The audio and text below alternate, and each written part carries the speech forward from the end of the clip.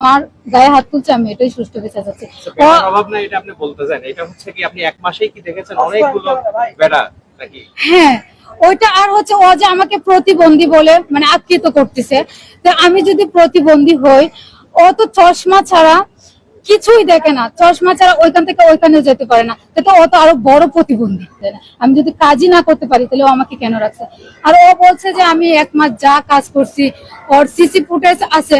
হ্যাঁ, আমি চাচ্ছি যে সকল মিডিয়ার কাছে অথবা আইনজীবীর কাছে ওর এক মাসের মানে সিসি ফুটেজ ও প্রকাশ করুক, দেখাক যে আমি এটা করছে, যে আমি একটা সুষ্ঠু বিচার পাবো। এটা তোমাকে যদি পরি বলে যে 500 কোটি টাকা পরির বাসা থেকে নিয়ে আসছো, তারপরে হচ্ছে 100 ভরি গহনা নিয়ে আসছো, তারপরে হচ্ছে যে তোমার নামে যদি মামলা দেয় তো তখন তুমি কি করবা?